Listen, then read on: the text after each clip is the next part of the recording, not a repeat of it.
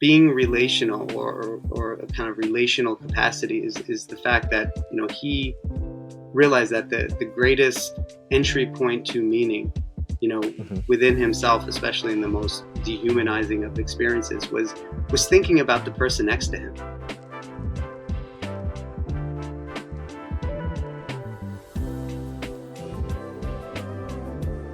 So you've gone through graduate school. You're learning about these high-level psychological theories. What the most prominent for you, the one you're attracted to the most, was narrative psychology, right?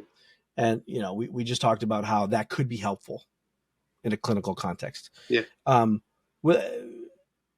is that the sort of overarching way in which you cope with life's challenges and difficulties, or are there like other things that psychology offers to you in terms of theory or development of coping mechanisms, how you understand yourself, other people, how you just deal with life's challenges? Like, what has psychological theory, like, have you adopted it as your own? Do you not just help clients with that, but like, do you live according Internalize to that? it?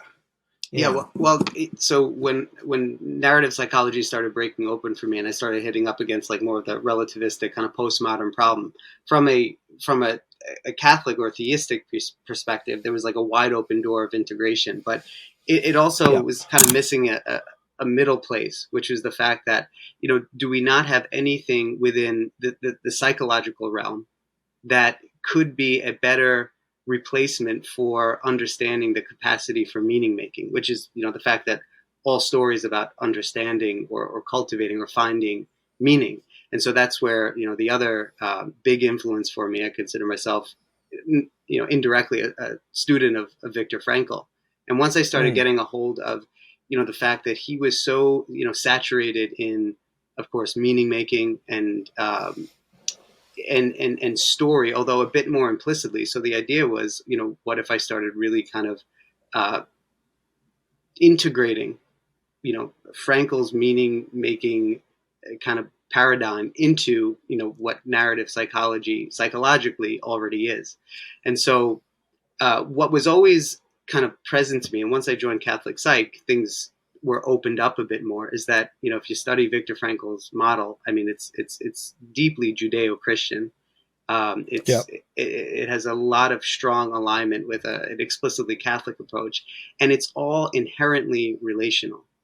So, he would talk about, the self-transcendent impulse, the desire to go outside of oneself in service and love of another person is the deepest drive of meaning, that we possess. So he had a, inherently relational, objectively moral, theistically based and spiritually grounded model of meaning. And it was relational, at its core. So that was what I was really. What does that word mean, relational? I think we toss around that word pretty casually, but I don't know that the average person. I mean, first of all, I actually want to go back one step. So Victor Frankl, his great gift to the world, for those who don't know who he is he was a Catholic. I think he was a psychiatrist, technically, wasn't he? He was a psychiatrist. Jewish psychiatrist that was what's the word? Apprehended and put through the concentration camps during World War II and in Nazi Germany. And he basically discovered, I mean, he makes me feel terrible about myself in a certain sense. In one sense, like, there's a part of me that's like, this is so aspirational. The other part's like, man, I got a lot of work to do, because in the midst of the most abject suffering possible, he discovered that the human spirit can transcend that and discover meaning in the worst of experiences. And then because he's a psychiatrist, he wrote a book about it and then like detailed the psychological functioning associated with finding meaning in the worst suffering. It's like a tremendous gift for everyone. Yeah. And so, and you're saying that like what's inherent in his whole book, Man's Search for Meaning, is this aspect of it that's relational. So what does relational mean? Yeah. And just that I could draw out like why Frankl's work is inherently narrative. Like the psychological teaching, namely logotherapy, that's the second half of Man's Search for Meaning. This is where he's articulating the theory and the approach. Right.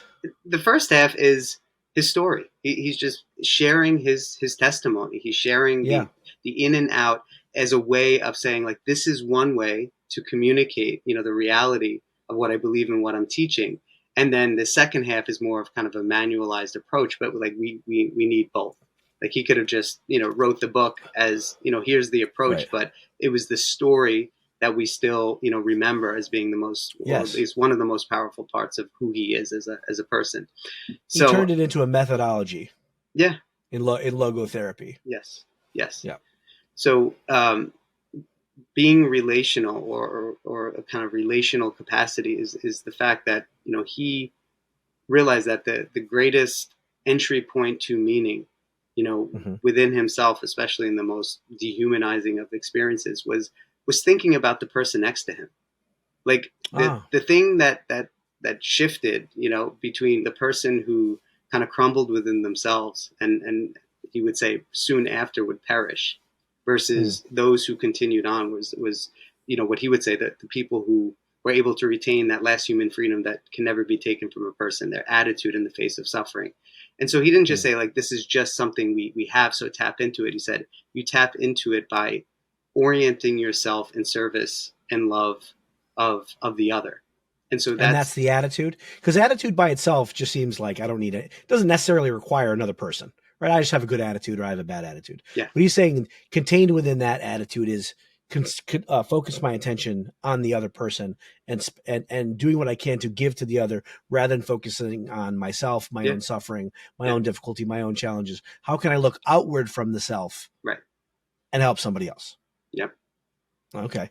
And so he called that the self-transcendent kind of like impulse. He said this was the deepest driving force of the human person. And this is something he developed and thought about before his experience in the concentration camps. And then he had this incredible experience, if you will, to actually put it to the test. And this was actually the very thing that allowed him, among others, to survive, as he said.